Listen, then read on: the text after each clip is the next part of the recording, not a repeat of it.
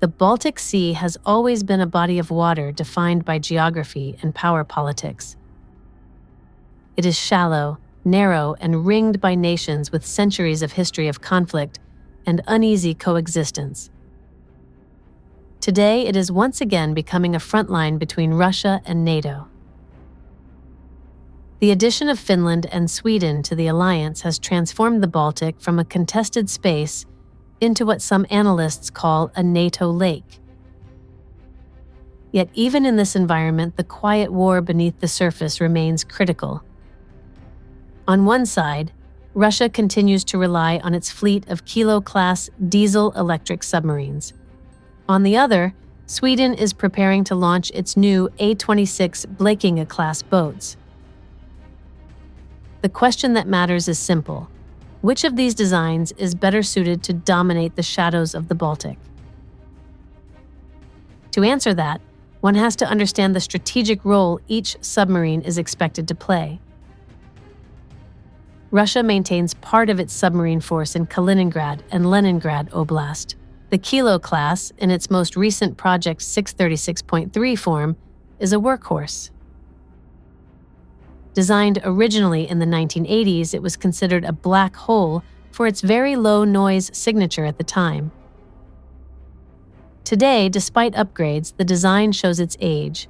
Its value lies not only in its ability to stalk NATO surface ships, but also in its capacity to launch Kalibr cruise missiles against land targets far beyond the Baltic coast. In Russian doctrine, even a single submarine slipping detection and launching a Kalibr strike can change the course of a campaign.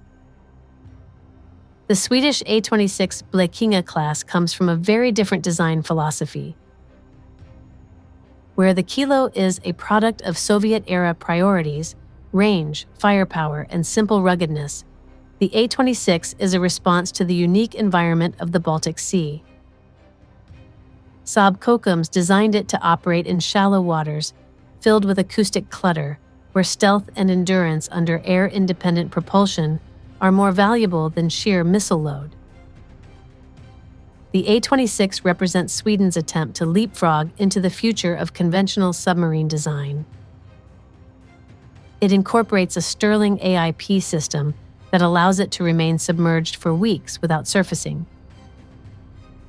Its hull form and acoustic treatments are optimized to reduce every possible signature. It even carries a flexible multi-mission portal, a large lockout chamber that can deploy special forces, underwater drones, or mines. Where the Kilo emphasizes firepower, the A26 emphasizes invisibility and versatility. Comparing their technical parameters highlights this divergence. A modern Kilo displaces around 3,100 tons submerged, making it larger than the A26, roughly 2,000 tons. The Kilo carries 6 533mm torpedo tubes capable of launching torpedoes, mines, or Kalibr missiles. In contrast, the A26 relies primarily on torpedoes and mines, with the possibility of integrating cruise missiles in the future, but not yet fielded. On paper, this gives the Kilo an edge in land attack capability, since the Kalibr system has been used in combat in Syria and Ukraine to hit targets more than 1,500 kilometers away. If such a submarine operated undetected in the Baltic, it could threaten command centers and logistical hubs deep inside Europe. But firepower is not the only metric that matters under the Baltic. The Kilo has to rely on batteries and periodic snorkeling to recharge, which exposes it to radar and infrared detection. Without AIP, its underwater endurance is measured in days rather than weeks.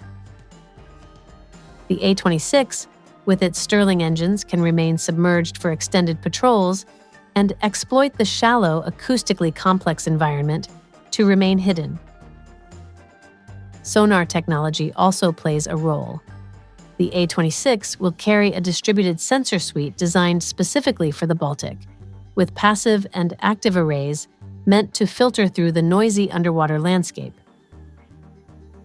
In short, while the Kilo can deliver a harder punch The A26 has a far better chance of surviving long enough to deliver its own weapons or to deny the Baltic to Russian submarines entirely. The operational doctrine of each navy reflects these differences. Russian naval strategy treats the Kilo as both a coastal defense asset and a long-range strike platform. It is a tool of deterrence. NATO surface forces cannot ignore the possibility of a Kalibr salvo. Sweden, on the other hand, builds the A26 for sea denial. Its role is to prevent Russian ships and submarines from using the Baltic freely. By lurking silently in choke points, the A26 can ambush Russian assets, support NATO anti-submarine warfare networks, and protect vital sea lanes to Finland, Poland, and the Baltic states. It is a submarine less about prestige strikes and more about persistent presence and disruption. From a broader strategic perspective, the contest between the A26 and the Kilo is less a duel of machines and more a clash of eras. The Kilo is a legacy design continuously modernized, but still rooted in Cold War assumptions. It remains deadly because of the Kalibr missiles it can carry, but its ability to evade NATO's improving detection networks is questionable. The A26 is an attempt to set a new standard for conventional submarines, with endurance, stealth, and modularity at its core. If it performs as advertised, it may render older designs like the Kilo increasingly vulnerable, particularly in the constrained waters of the Baltic. Yet caution is necessary. The A26 has not yet entered service, and any new design faces delays, teething problems, and cost overruns. Russia's Kilos are not hypothetical. They are operational today, and they have demonstrated their ability to deliver precision strikes in real conflicts. Moreover, Russia is not standing still. It continues to upgrade sensors, weapons, and quieting technologies. A single Kilo that manages to avoid NATO surveillance could still deliver a devastating blow. That is why the competition is not only about platforms, but also about networks. NATO's ability to integrate sonar systems, maritime patrol aircraft, and surface ASW units will be decisive in denying Kilos the opportunity to strike. In turn, Sweden's contribution with the A26 is to provide a submarine that can slip seamlessly into that network and extend its reach. The contest between these two classes of submarine is therefore symbolic. On one side is the legacy of Soviet mass production, robust and proven in war, still capable of threatening Europe.